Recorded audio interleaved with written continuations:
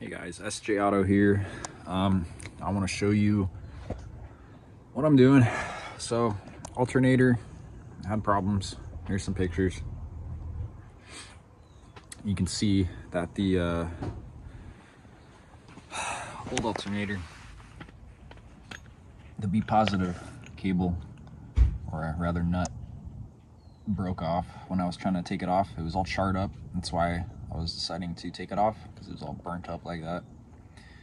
And essentially what I did was I took this alternator out and I tested the cable that was on it. I cleaned it up a bit, then I tested it, checking for resistance, ohms, from the battery positive to the end of the cable on the underside of the car.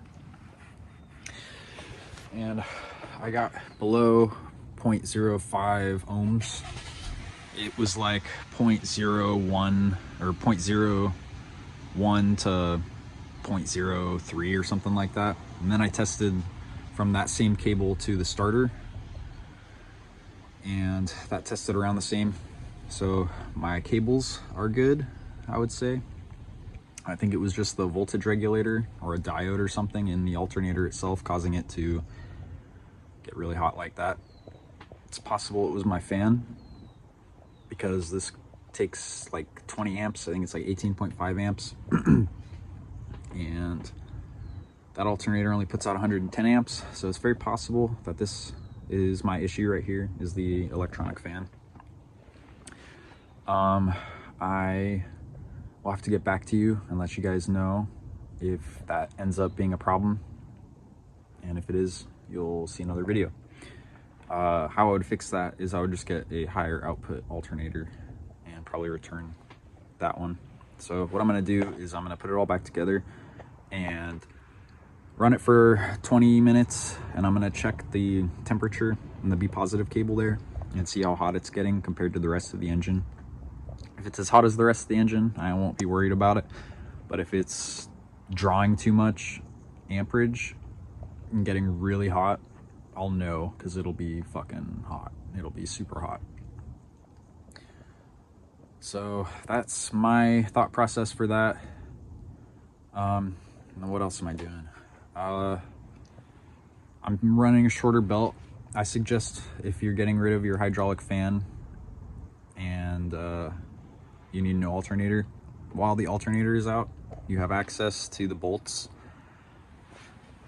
that are on this pulley here. This is your hydraulic fan pump, and it's basically just another power steering pump, but on the other side. It's a pain in the butt. I couldn't imagine trying to get it out with the alternator in. With the alternator out and with the creeper going under the car, that makes life a lot easier. Maybe I can show you what I'm talking about. Should have shown you guys before I took it all apart. Oh, but no, can't see it there. Basically,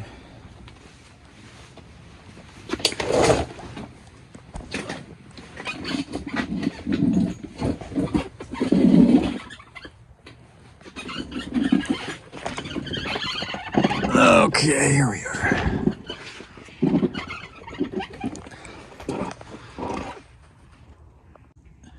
Okay, so new alternator in.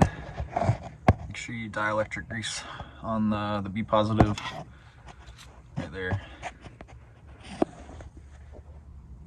Oh, okay, you can't really see from here. Oh, right there. So that's where the pump used to be. You can see where the bolts went.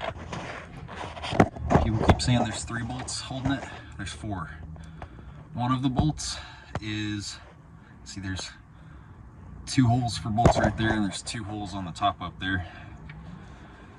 So yeah, take it out with the alternator out, and your life will be a lot easier.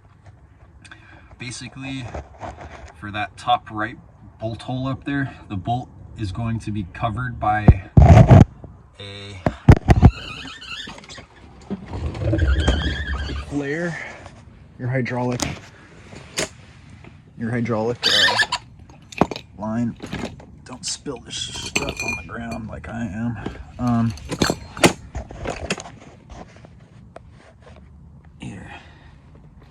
So right here, bolts in like this. That pretty much. So this bolt here, I bent this trying to get it out. Yours won't look like that, it'll be flat. But you have to take a nut off this holding a bracket that attaches to this. I tried to get as close as I could to this and cut this off because there's no way with it in the car for you to be able to get this nut off, this flare here. There's no way. I wasn't able to. If you're able to, congratulations, because that is a really hard task. So since I wasn't reusing this, since it's basically trash at this point, I just tried to cut it down as far as I could. You can kind of see the carnage here.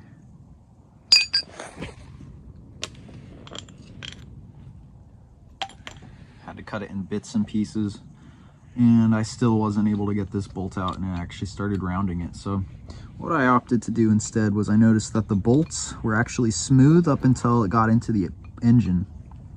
And if you guys can see, I had to drill through this bolt. So right there, I just drilled through it, and not too close to the engine block, but kind of tried to center it a bit.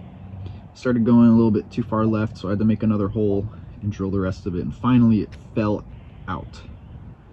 But yeah, and then this bolt, just, this will be sticking in your engine, and you can just unscrew it. But if that's what I had to do, so that's probably what you're gonna have to do as well. Make sure you take off all the lines and drain it. And for the intercooler that runs those lines, basically I just capped them. I took off the reservoir first, and realistically I'm going to take this off, take my headlight off, and just get to that line.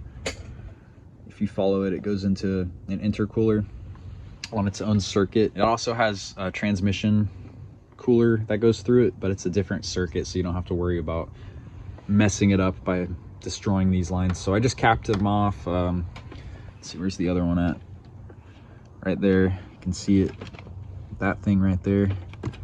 That. Just put a big old cap on it. Try to suck out all the fluid.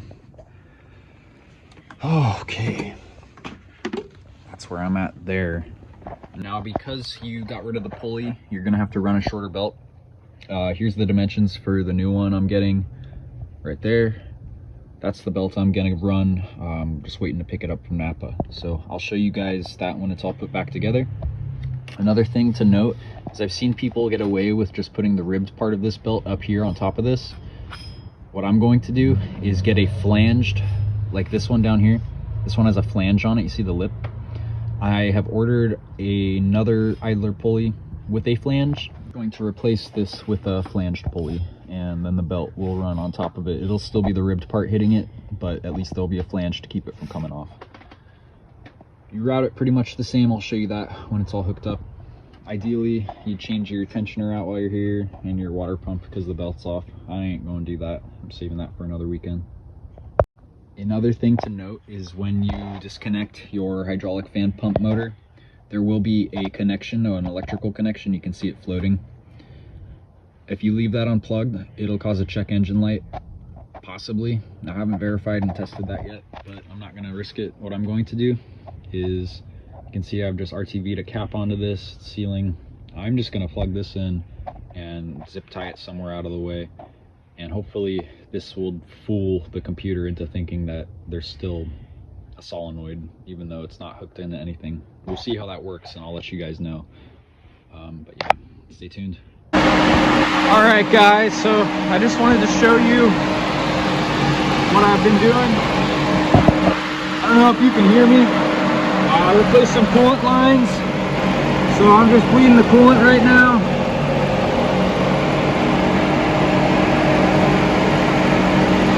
For those that don't know, You just put a rag under here, crack that open a little. After you put coolant in, keep this off for a little bit. Rev to 2,000 RPMs, couple minutes. Put this back on, continue to rev with that open. Eventually, once you see a steady stream of coolant coming out here, that's when you know you're going to be done bleeding. I installed the new belt. You see it there? It works a charm. I didn't even have to put a flange on the pulley that's right there. But I probably will in the future. My idea worked. It doesn't have a check engine light at all. You just plug in the actuator, the solenoid, whatever that is, from the old pump. That went there. And it fools your car into thinking you still have a hydraulic fan pump. Look, no check engine light, aside from the airbag clock spring, but don't worry about that, that's normal. 14.2 at idle. Oh.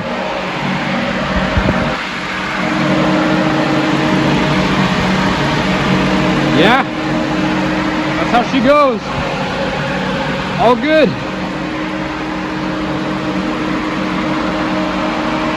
Thanks for watching. I think that's everything there is. If there's anything else, I'll add it here at the end. But again, thanks for watching. If there's any questions, leave a comment and I'll do my best to get back to you as quickly as I can.